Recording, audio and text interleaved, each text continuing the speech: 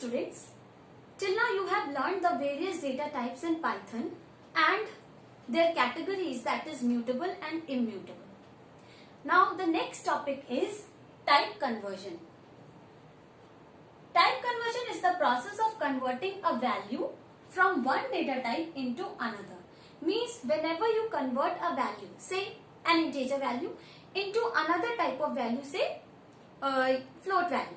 Okay, so this conversion of an integer value into the float value or vice versa or any other kind of conversion is called as the type conversion. So here type means data type. Okay, and this type conversion takes place in two ways. First is the implicit type conversion and second is the explicit type conversion. So implicit, as you know, the literal meaning of word implicit is something that happens automatically. So this kind of conversion happens automatically without taking help from the user.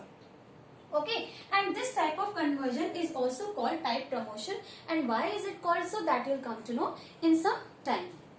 Second category of type conversion is explicit type conversion, and as you know that explicit means something that is done forcefully, something that is done by us. It does not happen automatically.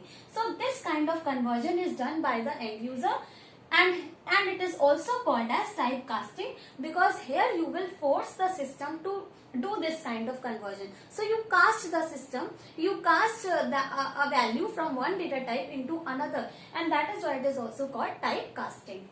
Okay, now these two type of conversions we will discuss in detail. The first kind of type conversion is implicit type conversion. Now, as I told you that implicit is something that takes place automatically. So who is going to do it automatically for you? This type of conversion is performed by the compiler or interpreter, whatever your particular programming language is using. Okay, so this kind of conversion is performed by the compiler or interpreter without user's intervention. So user will not even come to know that this kind of conversion is taking place implicitly.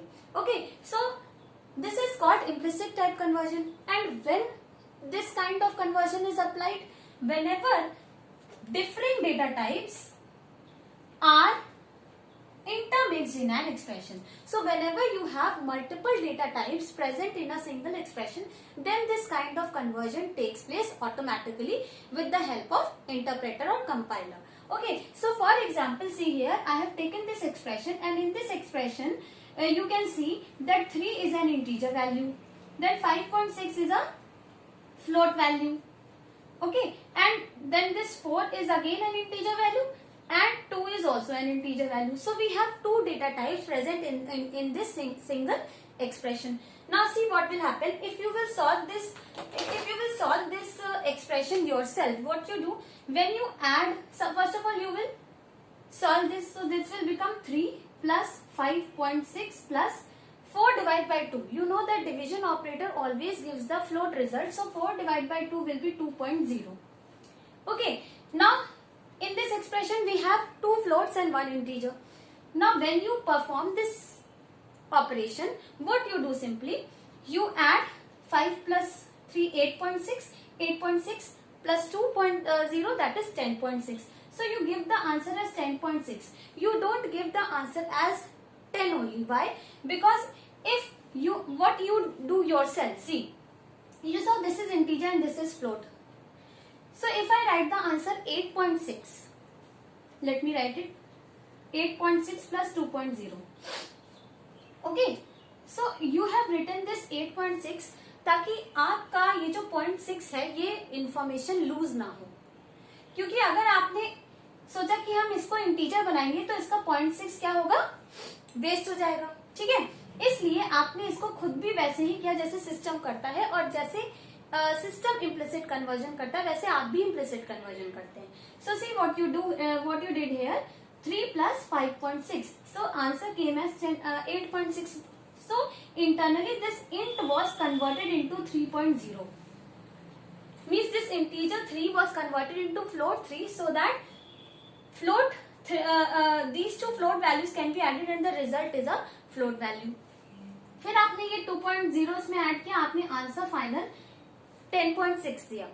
ठीक है, so what is happening here, you had one integer, one float. So you converted this integer into float so that you may not lose information, and that is why implicit type conversion always converts all operands up to the type of largest data type.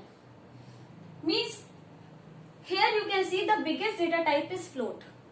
So all the operands will be converted into float only so that information is not lost.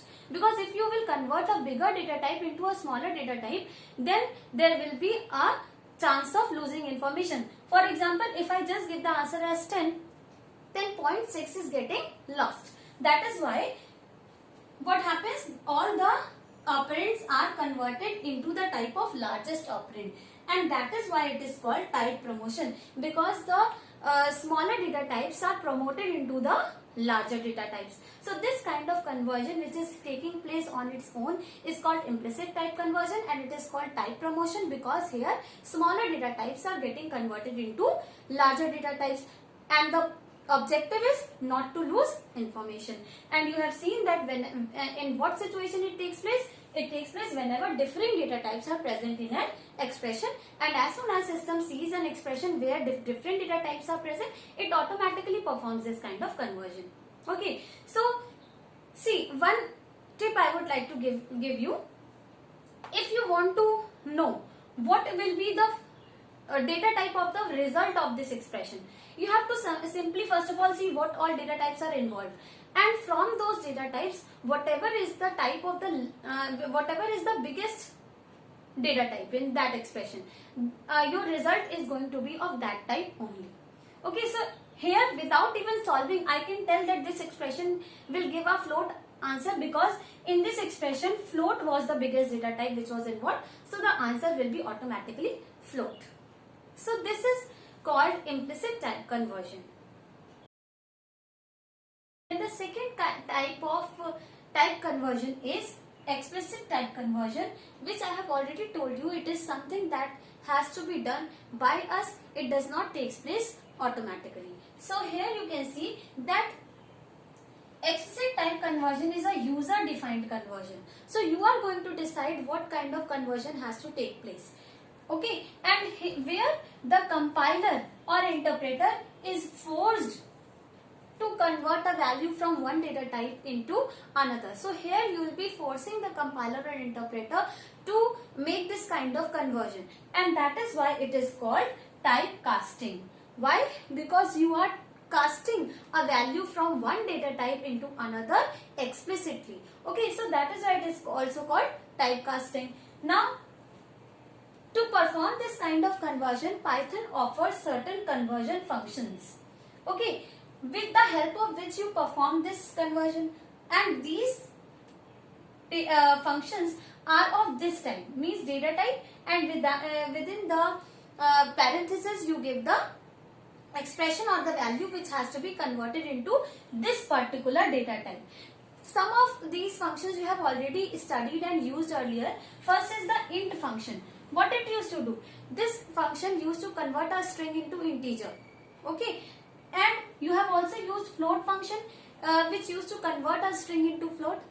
In the same way, you have also used bool function which used to convert a value into boolean value. Right, so there are many other these type conversion functions with the help of which you perform explicit type conversion. Now we are going to discuss these functions in detail. Certain functions which are used for explicit type conversion. The first function is int function, which you have already studied earlier, and here in this function you can see that this function converts an integer convertible string into integer. Means you have to give a string as argument in this function, and this function will convert that string into integer, but the condition is that it has to be an integer convertible string. Now what does this mean? Here you can see the example int, and I have passed the string as 4, means this 4 is enclosed within double quotes, so this is not an integer 4, it is a 4 of string type. Okay, so if I give this value to the int function, then it will give me the answer as 4, and this 4 will be of integer type.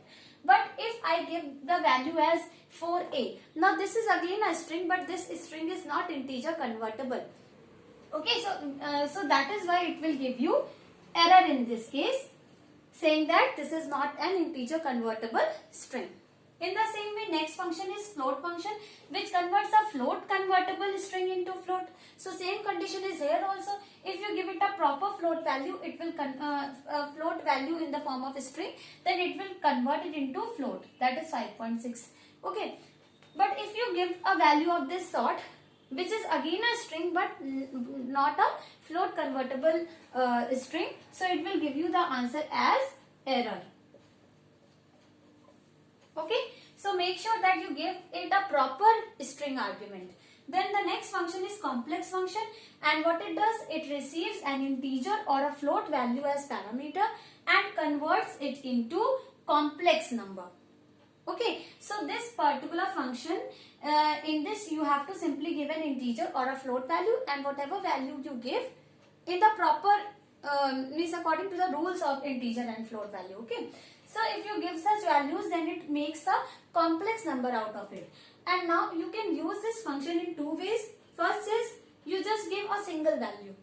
Okay, you are allowed to give single value also, and you are allowed to give two values also. So if in case you give the single value, then it forms a number of this sort.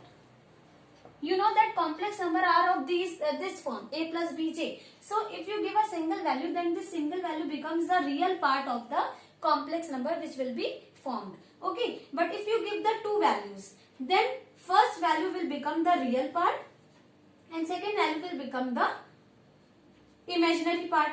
Okay, so the complex number that will get formed will be 3 plus 4.2j. Okay, so you can use it two ways. First is single value, second is two values. So what happens in these cases we have already seen. Then the next type of conversion method is str function, which converts the given argument into string.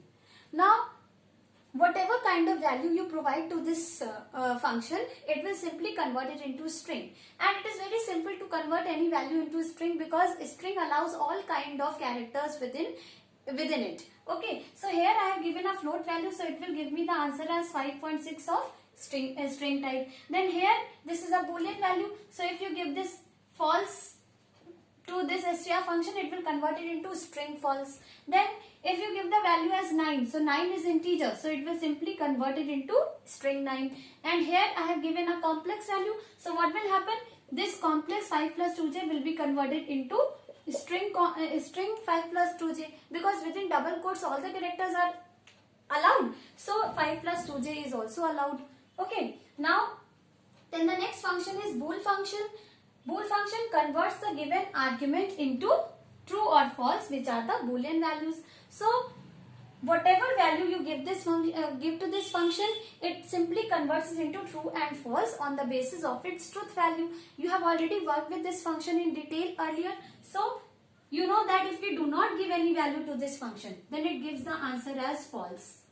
Okay, we are allowed to do this thing also. Then if we give 0, 0 is considered false, so the answer will be false. Now here you can see 5.6 is a float value.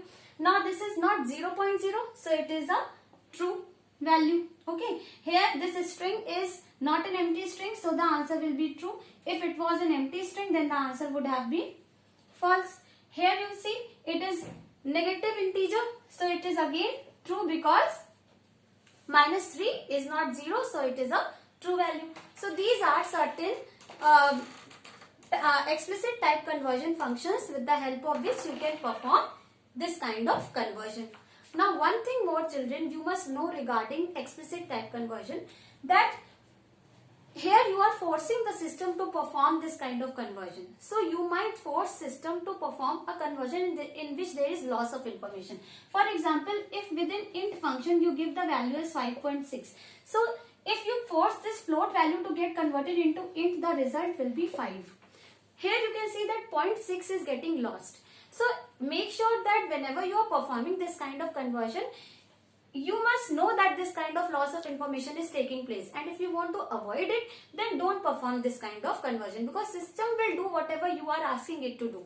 But if you are not satisfied with the loss of information, then you must not perform this conversion.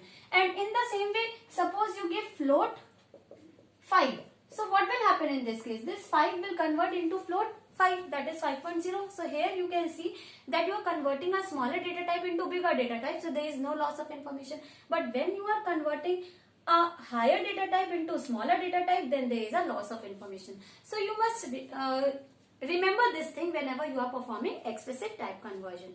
So this is all about the type conversion, okay, and the types of type conversion.